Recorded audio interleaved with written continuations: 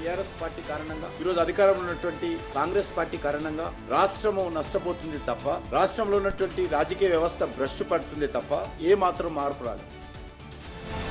ఎంతమంది చనిపోతే, ఎంతమంది హాస్పిటల్ల పాలైతే ఈ ప్రభుత్వం స్పందిస్తుంది? చావులు చావడానికే ప్రయత్నం చేస్తుందా? మా బిడ్డలను చంపడానికే ప్రయత్నం చేస్తుందా? మా బిడ్డలను చావుల కోసమే ఈ ప్రభుత్వం కోరుకుంటుందా?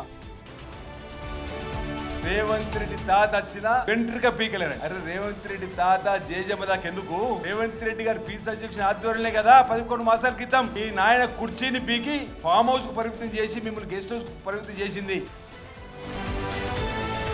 తెలంగాణ రాష్ట్రానికి కాంగ్రెస్ ప్రభుత్వం ఒక ఐరన్ లెక్క ఏ వర్గమో సంతోషంగా లేదు, ఇంక్లూడింగ్ కాంగ్రెస్ కార్యకర్తలు, కాంగ్రెస్ నాయకులు కూడా సంతోషంగా లేదంటే దుర్మార్గుడు వల్ల ప్రపంచంలో నెంబర్ 1గా ఉన్నటువంటి సంస్థ కూడా వాళ్ళ కేసులు పడిపోయింది, చూసాం. అదాని వాళ్ళు ఏమయ్యారు. కాబట్టి నిజమైనటువంటి పట్టుదల, కృషి ఉన్న నాయకత్వంలో మనం ఉన్నాం. 3 రాజధానులు అన్నాడు, 3 ముక్కలు చేశాడు. వాడు దోచుకున్నాడు, దాచుకున్నాడే తప్ప ఈ అమరావతి చేయలేదు, వాడు పోలవరం చేయలేదు. ఈరోజు అవన్నీ పనులు చేసి ఉంటే ఈరోజు ఎంత మందికి ఉపాధి కలిపేదో మీకు అందరికీ తెలుసు. లంచం తీసుకోవడం గొప్పతనం కాదు, కానీ ఇదిగో అమెరికా కోర్టులో మా పేరు వచ్చింది చూడు.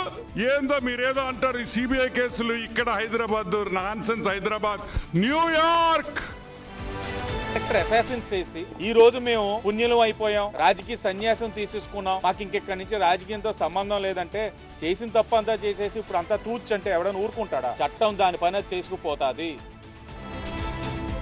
మన దేశం పరువు అదాని గారు తీస్తే రాష్ట్ర పరువు జగన్మోహన్ రెడ్డి గారు తీశారు. ఈరోజు అంతర్జాతీయ స్థాయిలో అదాని అవినీతి గురించి, జగన్మోహన్ రెడ్డి గారి అవినీతి గురించి అంతర్జాతీయ స్థాయిలో మాట్లాడుతున్నారు. మీరు ఎన్ని రకాల కేసులు పెట్టినా, ఎన్ని రకాల తప్పుడు స్టేట్మెంట్లు ఇచ్చినా, ఎన్ని రకాలుగా ఇబ్బంది పెట్టాలనుకున్నా ప్రజలు దేవుడు గమనిస్తాడన్నాడన్న విషయాన్ని మర్చిపోవద్దని చెప్పి ఏదో జగన్ గారి పట్ల వ్యతిరేకతతోనో లేకపోతే వైఎస్ఆర్ పార్టీ పట్ల వ్యతిరేకతతోనో ఎదురుదాడి చేయడం అనేటువంటిది పరిష్కారం కాదు అని తెలియజేస్తా ఉన్నాం. అధికార పార్టీ అన్నట్టుగా కాంగ్రెస్, మేమే ప్రధాన ప్రతిపక్షం అన్నట్టుగా బీఆర్ఎస్, రెండు కూడా ఒకరినొకరిని విమర్శించుకుంటూ కాలం వెలిపిస్తా ఉన్నారు. మరి ప్రజల్ని నమ్మించడానికి ప్రయత్నం చేస్తా ఉన్నారు.